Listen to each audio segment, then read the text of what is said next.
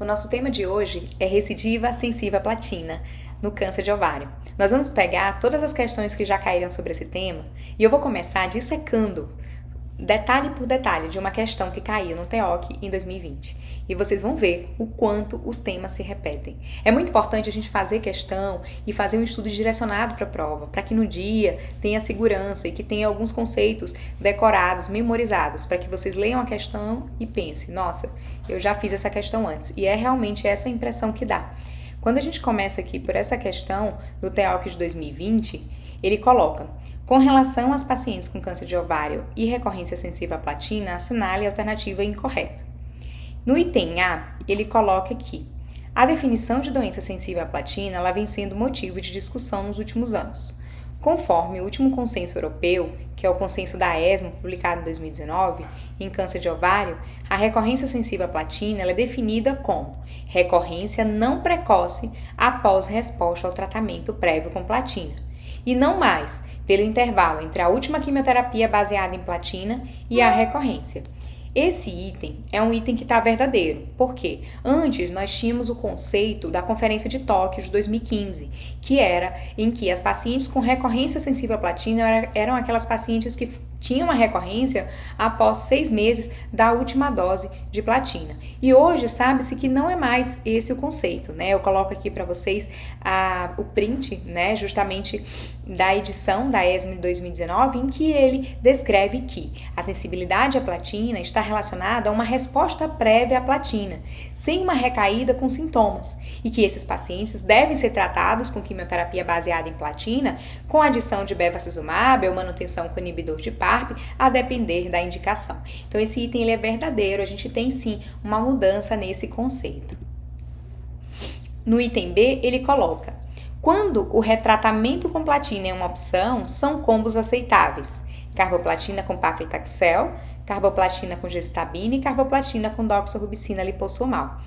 Se for para decorar apenas uma frase, né, desse item, desse vídeo, vocês vão ver que esse conceito de quais são os combos aceitáveis na recorrência sensível à platina é um conceito que cai várias vezes na prova, né? Então, ler esse item traz segurança pra gente, já que a gente já viu isso se repetindo em outras questões. E realmente esse item tá verdadeiro, a gente tem essas 3 opções: carboplatina com paclitaxel, carboplatina com gestabina e carboplatina com doxorubicina liposomal.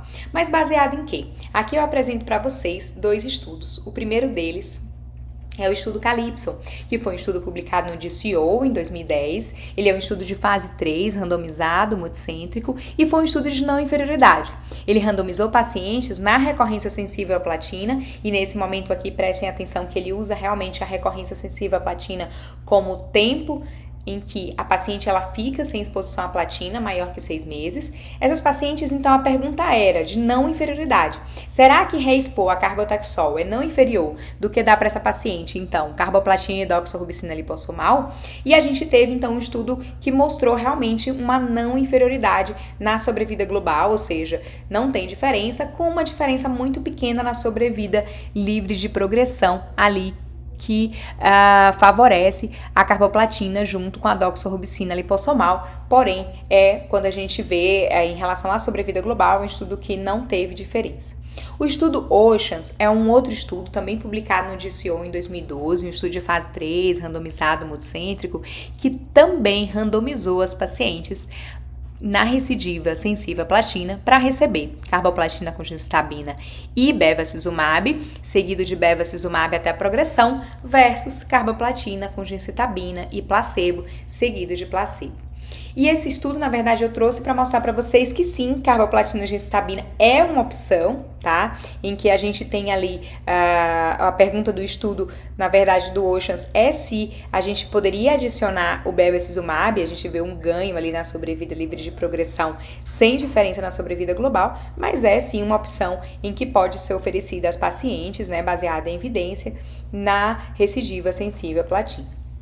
No item C, ele fala: a adição de bevacizumab, concomitante ao combo de platina, seguido de sua manutenção, trouxe benefício significativo em taxa de resposta, aumento de aproximadamente 20%, e em sobrevida livre de progressão, aproximadamente 3 ou 4 meses, conforme os dados dos estudos GOG 213 e do Oceans. Pacientes que utilizaram bevacizumab no tratamento frontline também apresentam ganho de sobrevida livre de progressão com a adição de bevacizumab à quimioterapia na recorrência sensível à platina.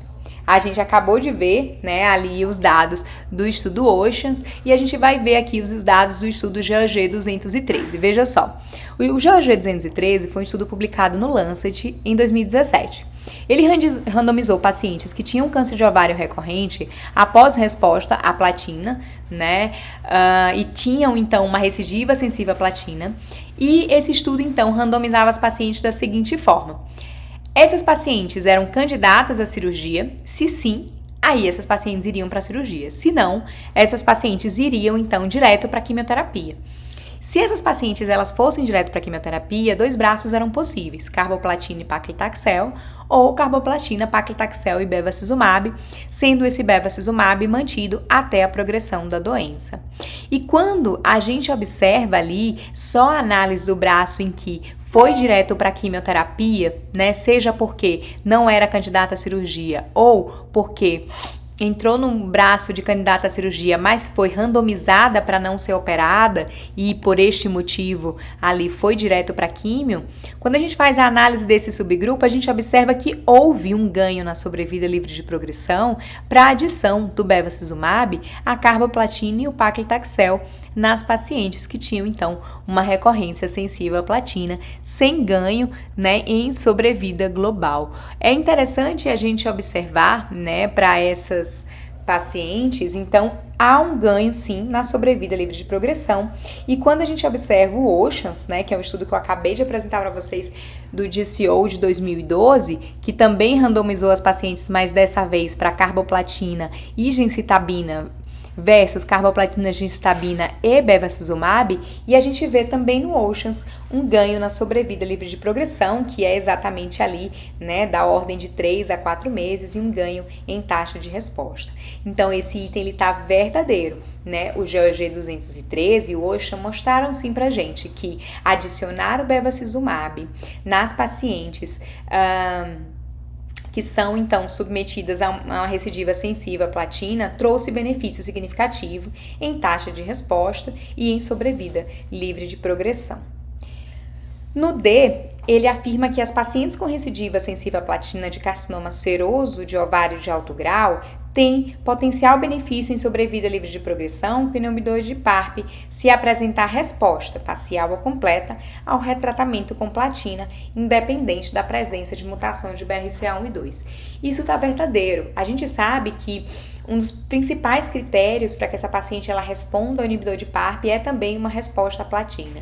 E que temos evidência, né, de ganho, sim, em sobrevida livre de progressão para oferecer inibidor de PARP na recidiva sensível à platina, independente do status de mutação dessas pacientes, independente do status da recombinação homóloga para essas pacientes. Então, assim, recidiva sensível à platina, essa paciente tem sim benefício em fazer uma manutenção com o inibidor de PARP. E aqui eu trago para vocês as evidências que a gente tem nesse cenário. Hoje a gente tem, então, aprovados no Brasil 2 inibidores de PARP, que é o olaparib e o niraparib. A gente tem nesse cenário ali o estudo 19, né, que foi um estudo de fase 2, que realmente levou à aprovação do olaparib na manutenção das pacientes com recidiva sensível à platina, independente de status de mutação, ou seja, para todos os pacientes. E o estudo solo 2, que é um estudo exclusivo, que avaliou o inibidor de PARP e olaparib nas pacientes com mutação de BRCA, e aí a gente vê um benefício bem mais robusto, né, para essas pacientes.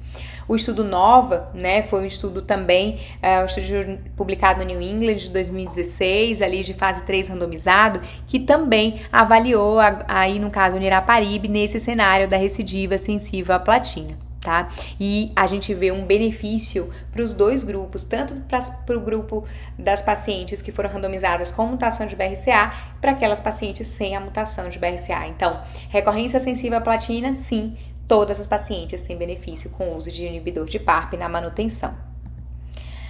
A letra E, ele afirma então que Dados dos dois maiores estudos sobre citorredução secundária, que são o GeoG 203 e o Desktop 3, demonstram dados concordantes em sobrevida livre de progressão e sobrevida global, respaldando o procedimento cirúrgico nesse contexto clínico para todas as pacientes platino-sensíveis e com bom performance status.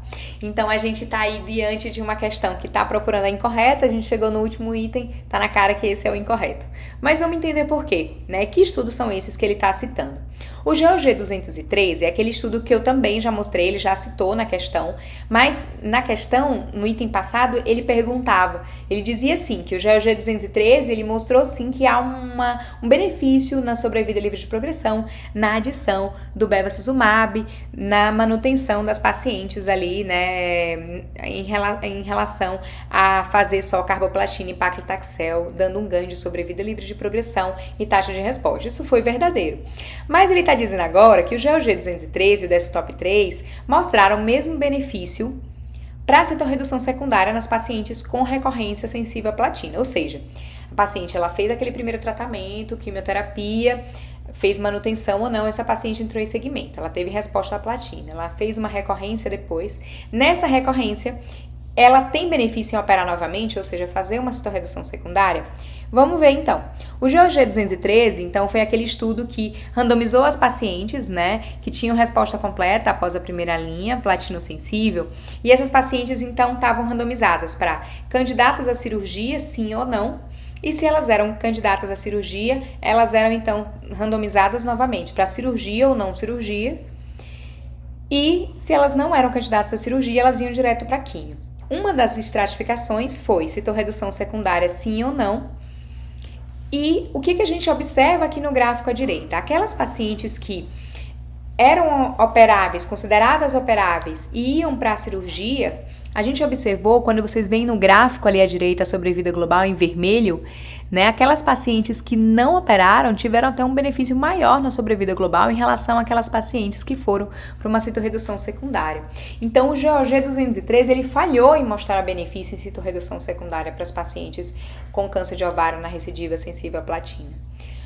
Porém, uma crítica muito importante a esse estudo é que, quando você pergunta assim, candidata à cirurgia, sim ou não, eles não estabeleceram critérios para definir se essa paciente ela era candidata ou não à cirurgia. Então, elas foram randomizadas e é uma grande crítica ao estudo, né? Não foram critérios bem estabelecidos para que as pacientes com melhor evidência de benefício na citorredução elas fossem operadas e a gente visse na prática ali aquele benefício de forma estatisticamente significativa.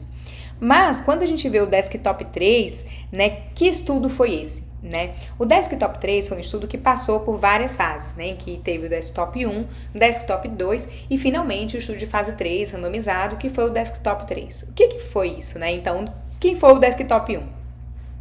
O Desktop 1, ele teve, então, como objetivo de estabelecer scores, ou seja, um score que predizesse uma chance dessa paciente, então, ter uma citorredução R0, ou seja, uma citorredução completa. Então, primeiro o Desktop 1 ele mostrou isso, olha, tem benefício fazer a citorredução R0. Nós precisamos ver, criar um score para que a gente consiga usar esse score e mostrar quem são as pacientes que vão ter benefício.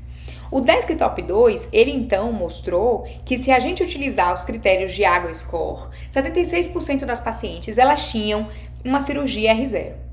E o Desktop 3 ele veio então para confirmar os dados através de um estudo de fase 3 randomizado. E que critérios foram esses criados no Desktop?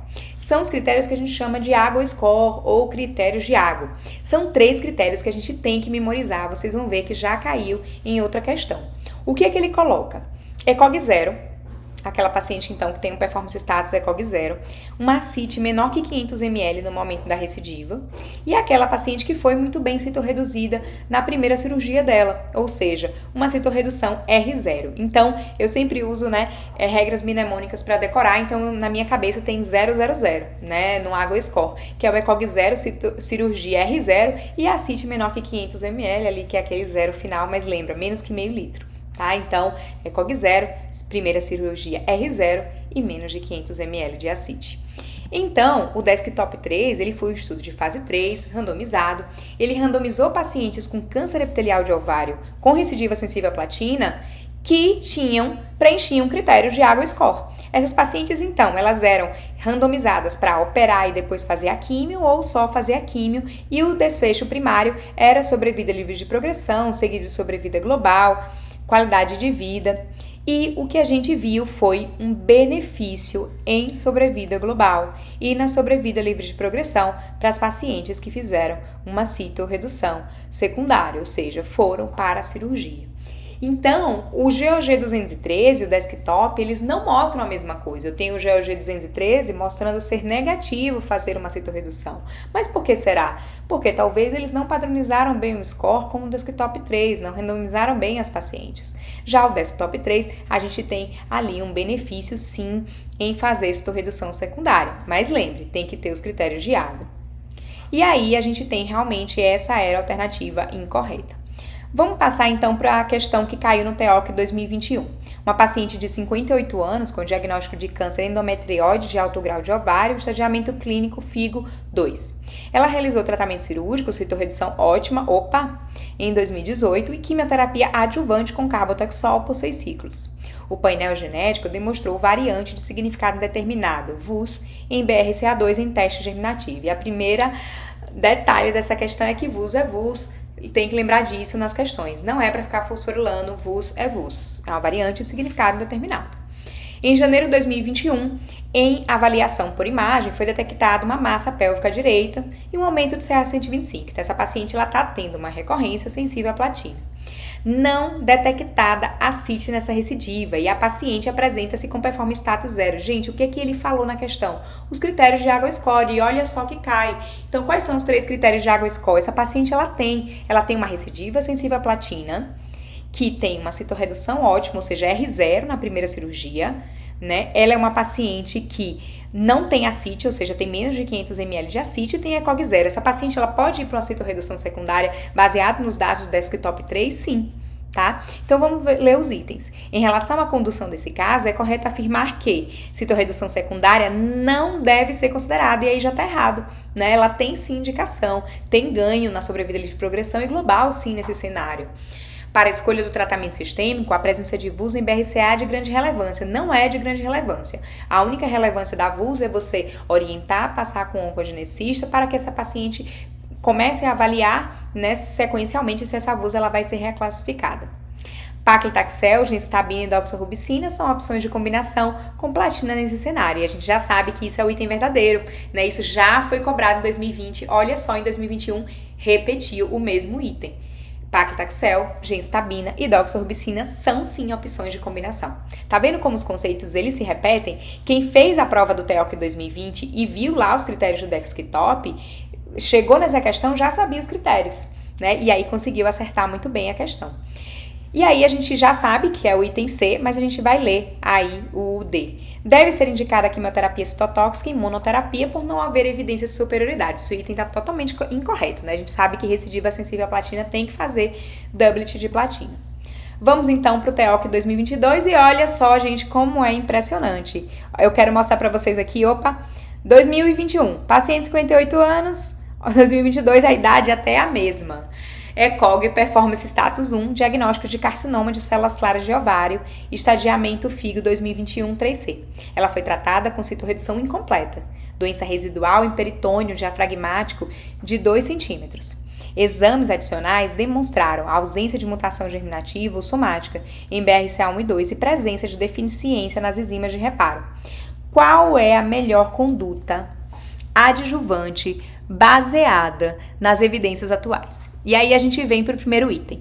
Paciente com indicação de tratamento com quimioterapia intraperitoneal seguida de imunoterapia de manutenção. A gente não tem, né, para essas pacientes aí, a gente está falando nessa paciente uma citorredução, né?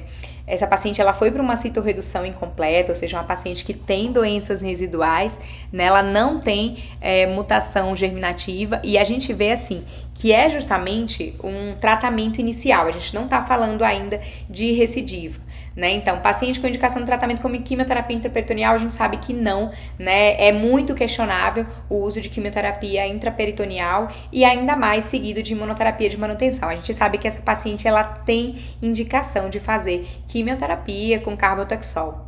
Paciente deverá ser tratada com quimioterapia baseada em platina, certo? Por 6 a 8 ciclos, associado ou não a bevacizumab concomitante e na manutenção. Esse item, ele tá verdadeiro. A gente sabe que a manutenção com bevacizumab, ele pode ser indicada ou não, né? A gente sabe que nesse cenário de uma paciente que é um estadiamento clínico 3 com doença residual ou um estadiamento clínico 4 é onde a gente tem os maiores benefícios de bevacizumab, mas sem um ganho robusto de sobrevida global, por isso que é uma opção, tá? A paciente deverá ser tratada com quimioterapia baseada em platina, certo? Por 6 a 8 ciclos, associada a anti-PD1 concomitante em manutenção. Esse item está incorreto, a gente não tem evidência da associação de anti-PD1 concomitante nem na manutenção, tá? E a paciente deverá ser tratada com quimioterapia dose densa, uma vez que apresenta benefício em sobrevida global em pacientes ocidentais. Esse item está incorreto, a gente sabe que o dado que a gente tem de benefício de quimioterapia dose densa é, na verdade, nas pacientes orientais, né? Nas ocidentais a gente não tem ganho. Essa questão, ela estava aí de pegadinha, porque ela era de estadiamento clínico 3, mas a gente continua, porque quem sabe faz ao vivo. A gente, então, vai para questão do TEOC de 2022 e vejam só, né? Isso aí a gente já matou a questão. A próxima questão vai falar sobre os carcinomas epiteliais serosos de ovário recorrentes platinocensíveis. Pode-se afirmar que a citorredução de resgate está sempre indicada quando o intervalo livre de platina for menor que 12 meses. Isso está errado. A gente sabe que na recidiva sensível à platina, a citorredução de resgate, ela não está sempre indicada, né? Na verdade, ela está indicada para aqueles pacientes que têm os critérios do desktop 3, os critérios de água score. Vamos relembrar? Uma ressecção R0, né? Uma ACIT menor que 500 ml e uma ECOG 0. A quimioterapia com carboplatina e taxano, com ou sem bevacizumab, é uma das opções terapêuticas nesse cenário. Isso é verdadeiro, né? Veja que eles cobram mais uma vez isso, né? Carbotaxol com ou sem beva. Adicionar o bevacizumab nesse contexto, eu tenho um ganho na sobrevida livre de progressão e na taxa de resposta. O uso de olaparib de manutenção após a quimioterapia com platina mostrou ganhos na sobrevida livre de progressão similares em pacientes com ou sem mutação do BRCA. Não é verdade. Na verdade, a gente sabe que as pacientes com mutação de BRCA, elas têm um ganho muito maior com o uso de inibidor de PARP. Caso a paciente apresente expressão de PDL1 maior do que 1%, pode-se combinar drogas anti-PD1 com a quimioterapia. Isso está errado, a gente não tem essa evidência hoje na literatura. E a paciente ainda apresenta alta taxa de cura e deve ser tratada com cirurgia, quimioterapia baseada em platina e manutenção com bevacizumab ou olaparib, a depender do status de manutenção, né, de mutação do BRCA. Então, assim, esse item, na verdade, quando a gente avalia ele poderia até estar correto se ele colocasse ali os critérios, quem era essa paciente. Então, assim, ela deve ser tratada com cirurgia? Não necessariamente, né? Não é uma indicação formal que todas as pacientes na recidiva sensível à platina, ela vá para uma citorredução secundária. Vai depender dos critérios. Então, a melhor resposta é a quimioterapia com carboplatina e taxano, com ou sem bev, é uma das opções terapêuticas nesse cenário. Então, eu fico por aqui. Hoje a gente teve um vídeo longo, porque a gente vai ter um dia a menos nessa semana, tá? Eu vejo você nos próximos.